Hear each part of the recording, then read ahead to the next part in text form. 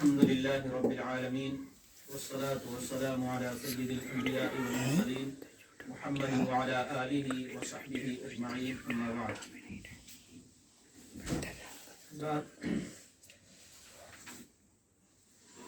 مدرسہ ریاض الجنہ میں یوم جمہوریہ کی یہ تقریب منعقد ہو رہی ہے اور اس میں آپ شرکت کر رہے ہیں. بڑی خوشی کی بات ہے کہ اس طرح کے موقعوں پر ملک کے تمام افراد خوشی اور مسرت کو محسوس کرتے ہیں اور پھر اپنے لیے فخر کی بات بھی اس کو تصور کرتے ہیں. یوم جمہوریہ دراصل یوم قانون ہے. جس طرح سے زندگی گزارنے کے لیے قانون کی ضرورت ہے، اسی طرح سے ملک کو بہتر رکھنے کے لیے اور یہاں تمام طبقات کے حقوق کو ادا کرنے کے لیے قانون کی ضرورت ہے. قانون کا وجود اسی وقت سے ہے جب سے دنیا کا وجود ہے.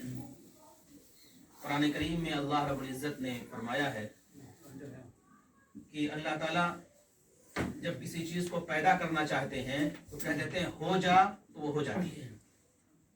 انما امرہ اذا اراد شیئا ان یقول له کن فیکون. اللہ تعالیٰ کا یہ اختیار ہے. وہ جس چیز کے متعلق بھی کہتے ہیں کہ ہو جا تو چیز ہو جاتی ہے. لیکن قرآن کریم میں یہ بھی موجود ہے کہ اللہ تعالیٰ نے زمین و آسمان کو 6 دن میں پیدا کیا. فوراً نہیں کہا کہ اے آسمان تو ہو جا، اے زمین تو ہو جا، اے پہاڑ تو ہو جا، بلکہ 6 دن اللہ رب العزت نے لگائے. اور مفسرین نے یہ لکھا ہے کہ اتوار سے لے کر جمعے تک اللہ رب العزت نے زمین اور آسمان کے پورے نظام کو بنایا. اسی میں نقطہ لکھا ہے کہ 6 دن میں اللہ رب العزت نے یہ آسمان و زمین کو کیوں پیدا کیا. اس کی وجہ یہ ہے کہ اللہ تعالیٰ نے بتا دیا کہ ہر کام کو سسٹم اور نظام کے تحت کرنا ہے. ہر چیز کو دستور اور قانون کے دائرے میں کرنا ہے.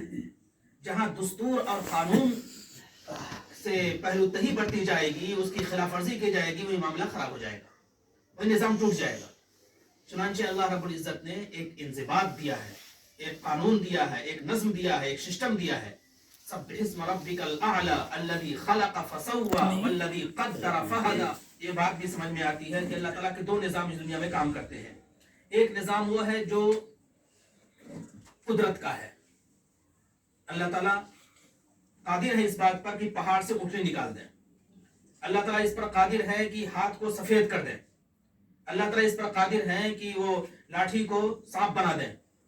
اللہ تعالیٰ اس پر قادر ہے کہ حضرت عیسیٰ علیہ السلام کے ذریعے سے سالوں پہلے مرے ہوئے انسانوں کو زندہ کر دیں. اللہ تعالیٰ اس پر قادر ہے کہ مٹی سے بنائے ہوئے پرندوں کے اندر روح پھونک کر انسان خود بخود اس کو اڑا دے. یہ اللہ تعالیٰ کی قدرت ہے، چاہتے ہیں تو دے دیتے ہیں.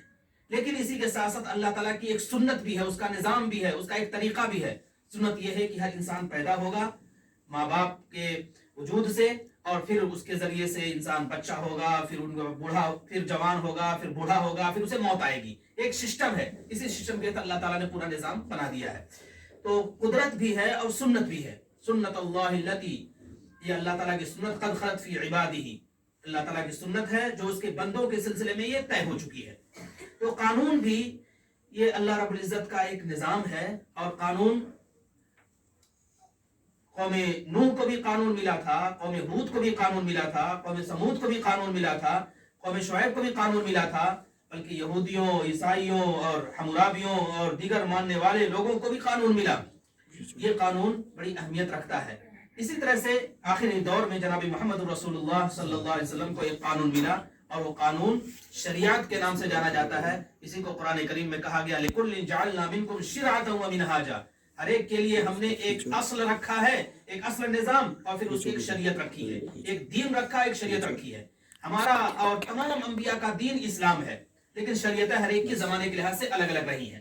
اسی طرح سے یہ ملک ہے، اور ملک ہونے میں تمام ملک برابر ہیں، لیکن قانون کے سلسلے میں الگ الگ ان کے نظام ہیں، الگ الگ ان کے سسٹم ہیں، الگ الگ ان کے طریقے ہیں. تو اس ملک کو جو قانون ملا ہے وہ جمہوری قانون ہے. اور جمہوری قانون سب سے پہلا یہ حق دیتا ہے کہ عوام کی حکومت ہے، عوام کے ذریعے ہے اور عوام کے لیے ہے. यही तारीफ की जाती है डेमोक्रेसी की। डेमोक्रेसी की गवर्नमेंट ऑफ पीपुल, अवाम की हुकूमत, फॉर पीपुल, अवाम के लिए, बाई पीपुल, अवाम के जरिए। अवाम की हुकूमत है, अवाम के जरिए है, अवाम के लिए है। ये जमहूरियत की सच्ची तारीफ है। और जमहूरियत की जब तारीफ ये है तो इसका मतलब ये है कि अवाम सब कुछ है।